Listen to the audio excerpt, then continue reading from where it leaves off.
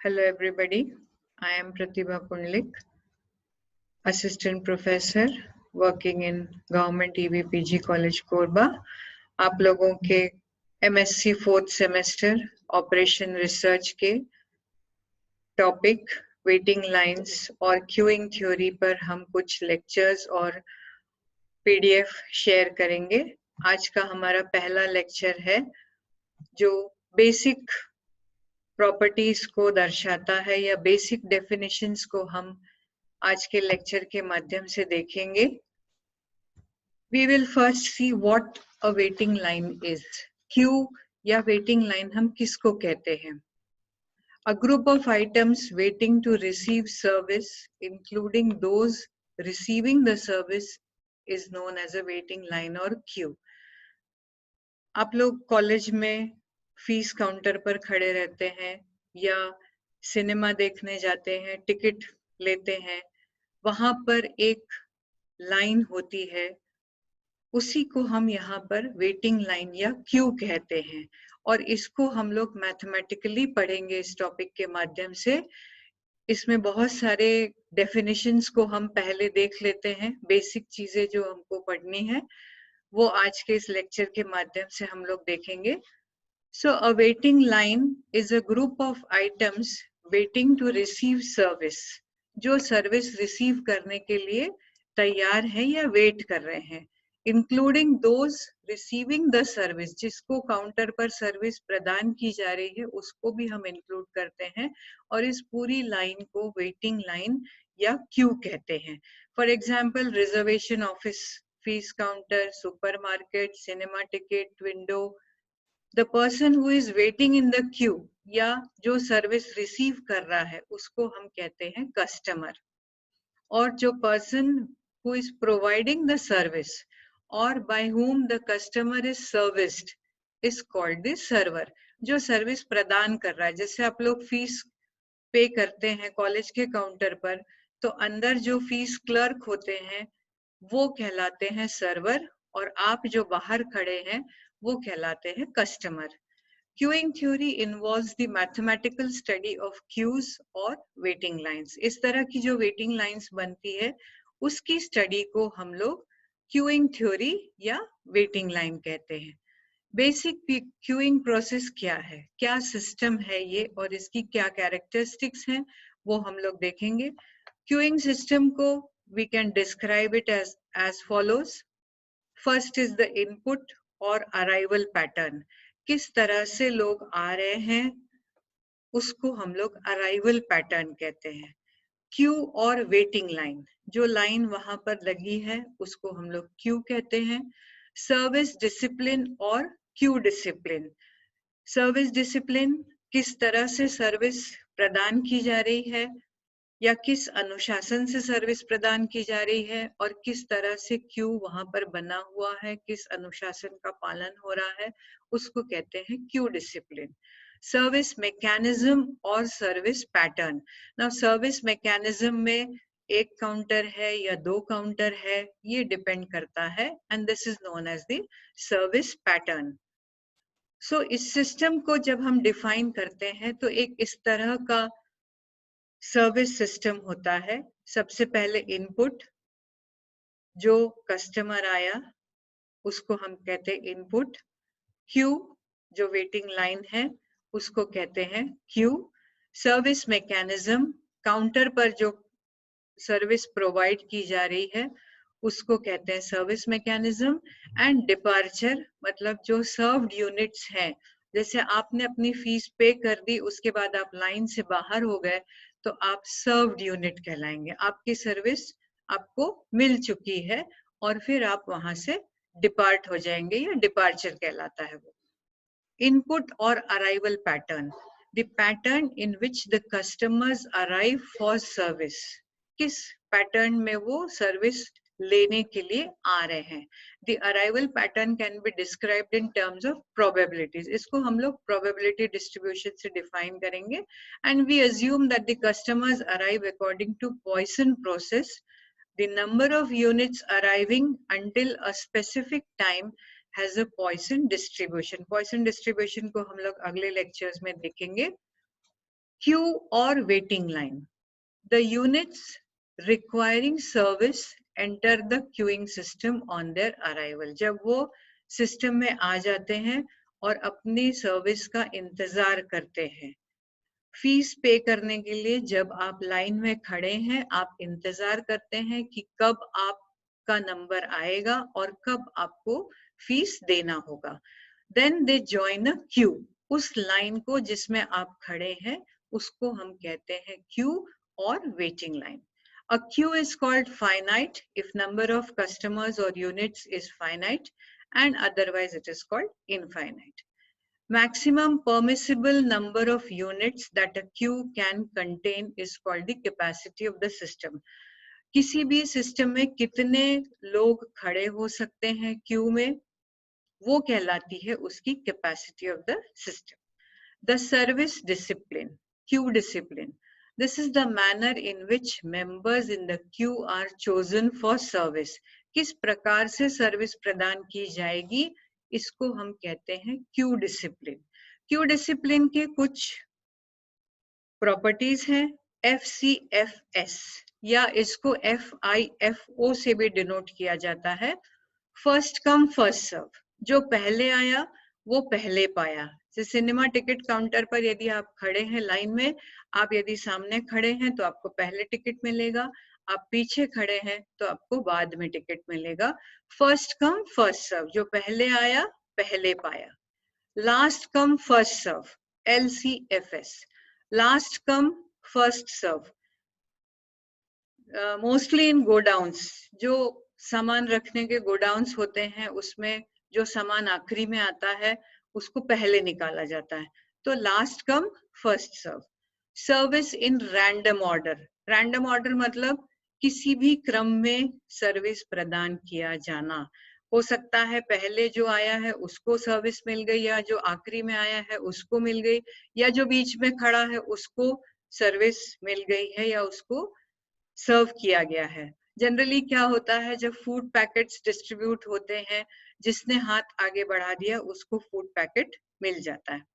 Service on priority basis. Priority basis मतलब किसको पहले सर्व करना है. जैसे हमारे यहाँ हॉस्पिटल्स में होता है, इमरजेंसी पेशेंट्स हैं, कुछ पेशेंट्स हैं जिनको बहुत जल्दी देखने की आवश्यकता होती है, उनको क्यू में नहीं रहना पड़ता. Service on priority basis. Then the pattern, the service mechanism or the service pattern. The pattern according to which the customers are served, इसको हम कहते हैं सर्विस पैटर्न. इसमें एक्सपोनेंशियल डिस्ट्रीब्यूशन होता है और इसको हम लोग अगले लेक्चर्स में देखेंगे. फैसिलिटीज टू द कस्टमर्स, जो हम प्रदान करते हैं फैसिलिटीज, उसको हम दो कैटेगरीज में डिवाइड करते हैं. Single channel, that is one counter, one customer. One customer one counter, जैसे फीस काउंटर में होता है, एक एक स्टूडेंट की फीस ली जाती है. मल्टी चैनल या मोर देन वन काउंटर, एक से अधिक काउंटर यदि है तो उसको कहते हैं मल्टी चैनल फैसिलिटी. जैसे कि बार्बर शॉप या नाई की दुकान जिसको कहते हैं, या कोई भी और दुकान हो या शॉप हो जिसमें बहुत सारे काउंटर्स होते हैं, सर्व करने के लिए भी, बिलिंग करने के लिए भी. ऐसे फैसिलिटी को हम लोग मल्टी चैनल फैसिलिटी कहते हैं. Customer behaviour. अब कस्टमर का बिहेवियर को भी हम क्लासिफाई कर सकते हैं, या अनेक प्रकार के कस्टमर्स हम लोग को क्यू में देखने को मिलते हैं. General behaviour of the customer, generally किस तरह से बिहेव करते हैं कस्टमर्स. बार्किंग मतलब customer may not like to wait due to lack of time और स्पेस. कई बार आप देखते हैं बहुत लंबी लाइन है, जगह कम है खड़े रहने के लिए, या टाइम नहीं है आपके पास, तो आप लाइन को छोड़कर बाहर आ जाते हैं. रेनेजिंग मतलब customer may leave the queue due to impatience. बहुत देर से कस्टमर खड़ा है, सर्विस नहीं मिल रही है, उसका पेशेंस खत्म हो गया और इसलिए वो लाइन से बाहर आ गया. कोल्यूजन कस्टमर्स में कोलैबोरेट किस तरह से करते हैं. जैसे सिनेमा टिकट विंडो में आपका कोई दोस्त खड़ा है और आप उससे कहते हैं मेरे लिए भी टिकट्स ले ले. वन पर्सन में purchase tickets for someone who has just joined the queue. Jockeying. Customer may leave the queue and join another one. एक लाइन को छोड़कर दूसरी लाइन में आ जाता है कस्टमर. वो देखता है शायद वहां लाइन में कुछ हमको जल्दी सर्विस मिल जाएगी, इसलिए एक लाइन को छोड़कर दूसरी लाइन में चले जाते हैं, जैसे कि सुपरमार्केट्स में होता है. कुछ इंपॉर्टेंट डेफिनेशंस को हम यहाँ पर देखेंगे. Q length. Q length is the number of customers in the waiting line. ये सब टर्मिनोलॉजी हमको एग्जामिनेशन पॉइंट ऑफ व्यू से भी, एमसीक्यू जिसमें मल्टीपल चॉइस क्वेश्चंस होते हैं या शॉर्ट आंसर क्वेश्चंस होते हैं, उसमें इसी तरह की डेफिनेशंस को पूछा जाता है. And this is very necessary for us to know all these definitions when we are going to solve problems related to queuing theory.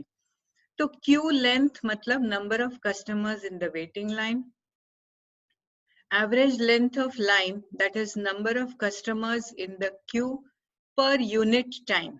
जब हम customer की संख्या को per unit time से जोड़ते हैं तब वो average length of the line आता है. Waiting time up to which the customer has to wait before taken into service. उसको कितनी देर इंतजार करना पड़ता है वो कहलाता है waiting time. Servicing time taken for servicing of a customer or unit. जैसे फीस हम पे करते हैं तो रिसीप्ट काटने के लिए हो सकता है एक रिसीट, दो रिसीट, किसी और फंड की रसीद. ये जितना भी समय वहां पर काउंटर पे आपको खड़े होना पड़ता है, या जो सर्विस प्रोवाइडर है, जो फीस क्लर्क है, जो आपकी फीस की रिसीट बना रहा है, वो टाइम कहलाता है servicing time. Busy period. Time period in which the server is busy, that is from the start of service to the end of the service. कब उसने सर्विस देना चालू किया और कब तक वो सर्विस प्रदान कर रहा है, ये कहलाता है busy period. Idle period, time period in which the server remains free or that is no customer is present. जब फीस काउंटर पर कोई भी स्टूडेंट उपस्थित नहीं है, तब फीस क्लर्क के लिए जो समय मिल रहा है वो कहलाता है आइडल पीरियड. जब उसके सामने कोई कस्टमर खड़ा नहीं है या कोई स्टूडेंट खड़ा नहीं है, वो समय उसके लिए आइडल पीरियड होगा. Mean arrival rate. The expected number of arrivals occurring in a time interval of length unity. Expected number of arrivals occurring in a time interval of length unity. Unit समय में कितने arrivals हो रहे हैं, that is the mean arrival rate. Mean servicing rate. Expected number of services completed in a time interval of length unity. कितनी service complete हो गई है. And taking into consideration the service is going on throughout the entire time limit. ये mean servicing rate हम उस basis पर calculate करते हैं जब ये हम मानकर चलते हैं कि हमने पूरे समय तक सर्विस प्रोवाइड की है, आइडल पीरियड नहीं रहा है. Traffic intensity. In case of simple queue जब होता है तब traffic intensity is the ratio of mean arrival rate and mean servicing rate. Traffic intensity is mean arrival rate upon mean servicing rate. The state of the system. अब पूरा system किस तरह का है? The state of the system can be classified as follows. Transient state. A system is said to be transient state when its operating characteristics are dependent on time. This state occurs at the beginning of the operation of the system. Transient state मतलब शुरुआत की स्थिति जिसको हम कहते हैं जब service शुरू होती है, beginning of the operation of the system. Steady state. A system is said to be in a steady state when its operating characteristics become independent of time. This state occurs in the long run of the system. जब सब कुछ smoothly चल रहा है तब हम कहते हैं कि स्टडी सिस्टम है. अराइवल भी एक डिसिप्लिन में है, सर्विस भी एक डिसिप्लिन में है, ऐसे सिस्टम को हम स्टेडी स्टेट सिस्टम कहते हैं। एक्सप्लोसिव स्टेट में if arrival rate is more than the service rate, यदि आने वाले कस्टमर्स की संख्या सर्विस प्रदान करने वाले व्यक्ति से अधिक है, तब length of the Q goes on increasing, तब क्या होता है, वेटिंग लाइन बहुत लंबी होती जाती है, and this state of the system is called the explosive state. विस्फोटक स्थिति जिसको आप कह सकते हैं, वो एक्सप्लोसिव स्टेट है। अब ये जो अराइवल्स हैं, इनको हम मैथमेटिकली डिफाइन करते हैं पॉइसन प्रोसेस के द्वारा। पॉइसन प्रोसेस में प्रोबेबिलिटी के माध्यम से हम अराइवल्स को लेंगे and we denote P&T. Let P&T denote the probability of n arrivals during time interval of length t. n arrivals, t time के अंदर, t समय के अंदर n लोग आए हैं या n कस्टमर्स आए हैं, और उसकी प्रोबेबिलिटी को हम दर्शाते हैं P&T से। Then P&T will be defined as lambda t raised to power n into e raised to minus lambda t upon n factorial. Now what is lambda? Lambda t is a parameter. We will discuss three cases: n is equal to 0, n is equal to 1, and when n is equal to m, which is greater than 1. When n is equal to 0, we had the equation in the last slide. From that equation, the probability of no arrival in time delta t is given by P0 delta t is equal to, substituting the values of n is equal to 0. Delta t is a small interval of time, and P0 delta t is equal to lambda delta t raised to power 0 into e raised to minus lambda delta t upon 0 factorial. इसको evaluate करते हैं, we get e raised to minus lambda delta t. इसको expand करेंगे तो 1 minus lambda delta t plus lambda square upon 2 factorial lambda t whole square plus lambda cube upon 3 factorial and so on. And when we, क्योंकि delta t एक बहुत ही छोटी संख्या है, small quantity, इसलिए इसके हायर पावर्स को नेग्लिजिबल मानकर हम इस डिसीजन कंक्लूजन पर लेते हैं 1 minus lambda delta t plus 0 delta t, where 0 delta t denotes a quantity which is of smaller order of magnitude than delta t. Delta t से भी छोटी क्वांटिटी है 0 delta t, and if delta t is very small, then 0 delta t will also be equal to 0. So P0 delta t, that is the probability of no arrival, is 1 minus lambda delta t. The probability of no arrival in time delta t will be 1 minus lambda delta t. When n is equal to 1. This is the second case. From equation 1 जो हमने first slide में ली थी, the probability of one arrival, एक व्यक्ति आया, service के लिए एक कस्टमर आया, अराइवल मतलब एक व्यक्ति customer, in time delta t is given by P1 delta t is equal to lambda delta t raised to power 1, n का मान हम लोग रखेंगे 1, e raised to minus lambda delta t upon 1 factorial. Expanding this and solving it, lambda delta t into 1 minus lambda delta t plus lambda square upon 2 factorial lambda delta t whole square and so on, and this is lambda delta t plus 0 delta t, where higher powers are neglected as delta t is very small, and we have P1 delta t is equal to lambda delta t. So the probability of one arrival in time delta t is equal to lambda delta t. The third case, when n is equal to m which is greater than 1. हमने zero no arrival के लिए देखा first case, then एक व्यक्ति आया उसके लिए देखा केस, अब एक से अधिक के लिए probability क्या होगी arrivals की, उसको देखते हैं. The probability of m, which is more than one arrivals in time delta t, is given by substituting m in place of n.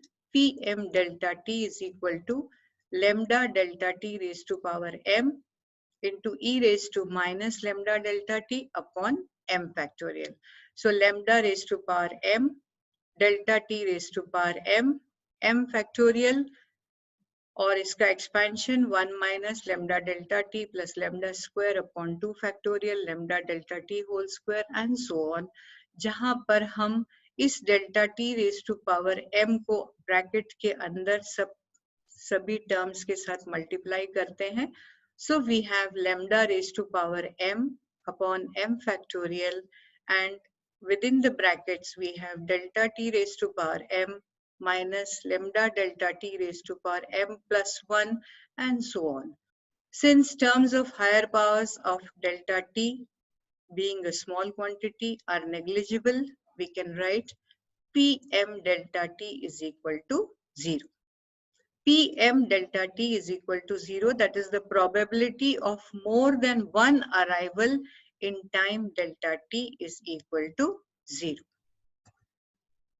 ये जो तीन डिस्कशंस हमने किए थे, n is equal to 0, n is equal to 1, n is equal to m which is greater than 1. From the above discussions we arrive at the following result, which are sometimes called postulates for Poisson process. कुछ हम मान कर चलेंगे जिसको हमने अभी देखा है, उसके आधार पर कुछ डिसीजंस हैं. ये postulate 1 है, the number of arrivals in non-overlapping intervals are statistically independent. That is, the process has independent increments. Second one, possibility that an arrival occurs between time t and time t plus delta t is equal to lambda delta t plus 0 delta t. That is, P1 delta t is equal to lambda delta t plus 0 delta t. The third postulate is the probability of more than one arrivals between time t and t plus delta t is 0 delta t.